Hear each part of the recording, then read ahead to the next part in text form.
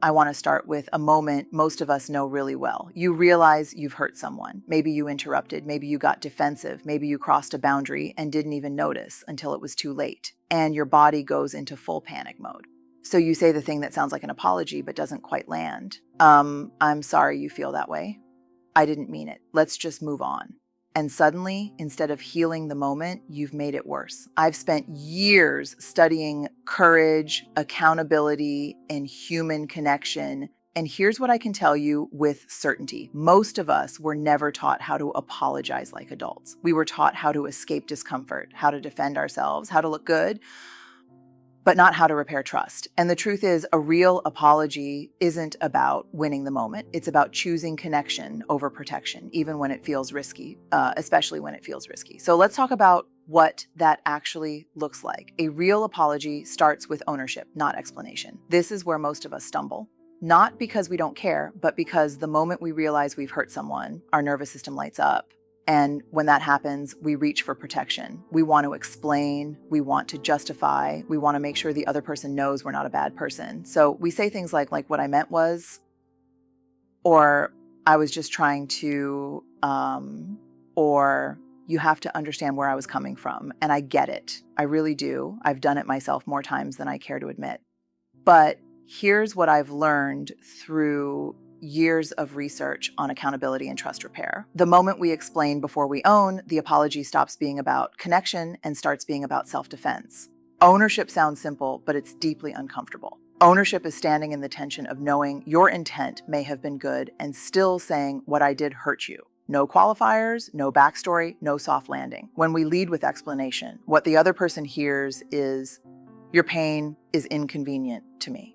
Even if that's not what we mean. Even if we're kind, thoughtful people. Impact doesn't wait for intent to catch up. There's solid research showing that trust repair depends first on acknowledgement of harm. Not correction, not clarification, acknowledgement. When someone feels truly seen in their pain, their nervous system settles. That's when real dialogue becomes possible. Ownership sounds like, I interrupted you and that wasn't okay. It sounds like I broke my word. It sounds like I crossed a boundary and I'm responsible for that. Notice what's missing. There's no but, no because, no if you understood me. Just truth. And here's the paradox. The thing we're most afraid of, taking full responsibility, is actually the thing that protects our relationships the most. When we own our behavior without explanation, we communicate emotional maturity. We communicate safety. We communicate, you matter more than my ego in this moment. Now, this doesn't mean context never matters. It does. But context comes later, after trust is stabilized. Explanation is not the first step. Ownership is. And when we slow ourselves down enough to start there, we stop making the apology about being seen as good, and we start making it about doing good. That's where repair begins. Impact matters more than intent. This is one of the hardest truths for kind, well-intentioned people to sit with, because most of us genuinely believe, if I didn't mean to hurt you, then I shouldn't be held responsible for the hurt. And on the surface, that feels fair, it feels logical, it feels human, but relationships don't break down on logic alone. They break down on lived experience. I can have the best intentions in the world and still cause real pain. And when I lead an apology with my intent, what I'm often asking for is exoneration, not connection. I'm saying, please see me as a good person before you tell me how this landed. And again, I understand that urge. Our identity feels at stake. But here's what research on conflict and repair consistently shows. When someone feels dismissed in their emotional experience, the wound deepens. Not because the other person is cruel, but because the pain didn't get named. It didn't get honored. So when we say things like, oh, I didn't mean it that way, or that's not what I was trying to do, we may be telling the truth about our intent, but we're also unintentionally telling the other person that their experience is up for debate. And pain doesn't want to be debated. Pain wants to be acknowledged. Adults understand that intent and impact live in different rooms. My intent belongs to me. The impact belongs to the other person. And maturity is having the courage to tend to both, just not at the same time. Impact-focused language sounds like, I see how that hurt you. It sounds like that landed in a way I didn't expect, and I take responsibility for that. It sounds like even though I didn't intend harm, I can see that harm happened. Notice how grounding that is. There's no self-erasure here. There's no self-attack. There's just presence. Like when we center impact, we tell, the other person, your reality matters. And that single message does more to repair trust than 1,000 carefully worded explanations ever could. And here's the quiet truth most of us don't talk about. When we avoid impact, we're often avoiding shame. We're afraid that if we fully acknowledge the harm, it will define us. But shame thrives in defensiveness, not accountability. When we choose to center impact, we step out of the cycle of proving and into the practice of connecting. And connection, not perfection, is what allows relationships to heal. That shift from intent to impact is where apologies stop being performative and start becoming transformative. Empathy is not agreement, it's presence. This is the place where a lot of apologies quietly fall apart, because somewhere along the way, many of us learned that if we empathize, we're admitting we're wrong in every possible way. That if we say, I understand why that hurt, we're giving up our perspective, our values, our side of the story. And that's just not true. Empathy isn't about surrendering your truth. It's about honoring someone else's experience without trying to control it. It's staying emotionally present when every instinct in your body wants to retreat, argue, or explain, and that takes real courage. When I sit with someone I've hurt, empathy asks me to slow down and listen, not to fix, not to convince, not to correct, but to understand. It sounds simple, but it's actually one of the most demanding emotional skills we practice as adults. You can hear the difference immediately. Without empathy, apologies sound tight and transactional. I said, I'm sorry, what more do you want? With empathy, the energy shifts. I can see how that made you feel dismissed. That must have been really painful. Notice what's happening there. I'm not agreeing with every interpretation. I'm not rewriting my intentions. I'm acknowledging the emotional reality that exists in the other person's body. And that acknowledgement is often what people are actually asking for. Neuroscience backs this up.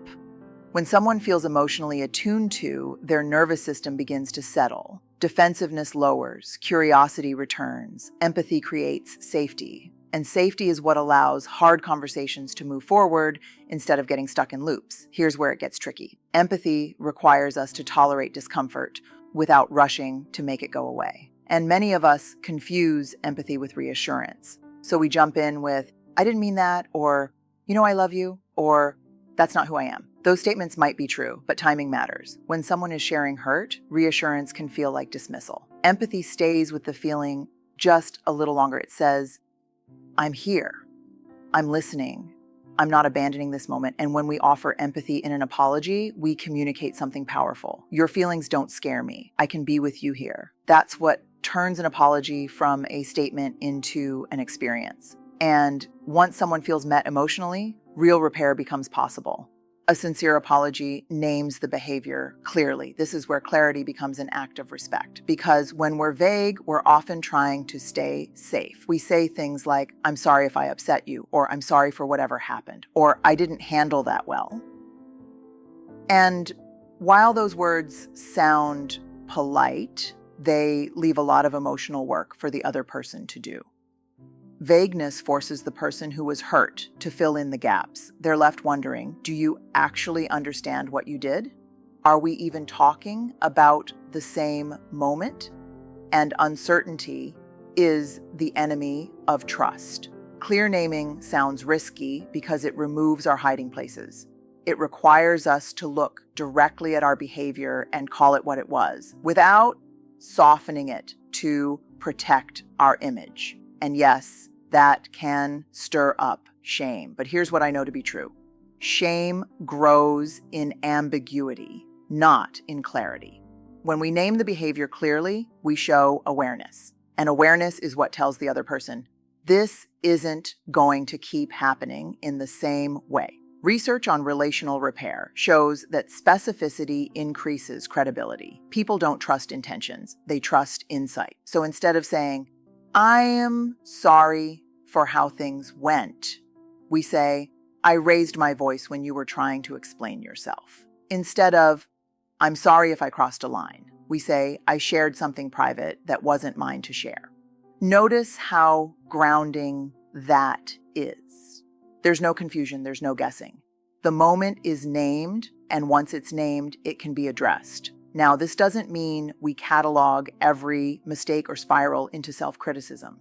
Clear naming isn't about punishment. It's about responsibility. It's about saying, I'm paying attention to my behavior and I care enough about this relationship to be honest about it. And here's the part that often gets overlooked. When we're specific, we also reduce defensiveness on the other side, because specificity tells the other person we're not minimizing or dismissing what happened. We're not asking them to convince us. We're meeting them where the harm occurred. Clear naming also creates a bridge to change. You can't change what you won't name. And when behavior stays unnamed, patterns stay intact. A sincere apology doesn't ask the other person to accept less clarity for the sake of comfort. It offers clarity as a form of care. And that clarity sets the stage for what comes next. Not just words, but meaningful repair. Repair requires changed behavior, not perfect words. This is the point where apologies either become meaningful or quietly fade away. Because no matter how thoughtful the language is, trust isn't restored by eloquence. It's restored by consistency. And this is where many of us feel exposed, because words are safer than change. I can say all the right things and still leave someone wondering if anything will actually be different. And when apologies stop at language, they can start to feel performative, like a moment of emotional cleanup rather than a commitment to growth. Research on trust makes this clear. People rebuild trust by watching patterns, not promises. We don't listen for sincerity as much as we look for alignment. Are the behaviors that caused the harm being repeated, avoided, or replaced? Change behavior doesn't mean perfection. It means effort that's visible over time. It means I notice my patterns and interrupt them.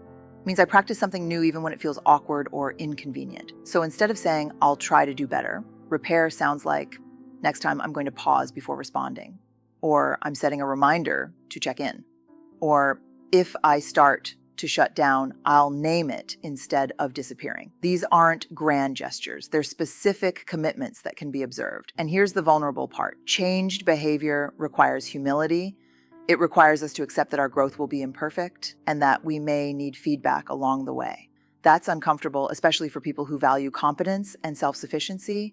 But repair is relational work. It happens in small moments over time through repeated choices. And when someone sees us trying, really trying, it sends a powerful message. This relationship matters enough for me to change how I show up. There's also an important boundary here. Changed behavior is not about overcorrecting or self-erasing. It's not about walking on eggshells or performing penance. It's about alignment. My values, my words, and my actions begin to point in the same direction. And when they do, apologies stop being isolated events and start becoming part of a larger story of trust. A story where mistakes are acknowledged, repair is practiced, and growth is visible. That's what allows relationships to heal. Not a flawless apology, but a lived one. And if you take nothing else with you, take this. Apologizing like an adult isn't about getting it right every time. It's about showing up with honesty, humility, and the willingness to grow in public. You're going to mess it up sometimes. We all do. What matters is that you keep choosing repair over retreat, courage over comfort, and connection over being right. So good luck. Be gentle with yourself, be brave with your relationships, and trust that every sincere attempt at repair is a step toward deeper connection.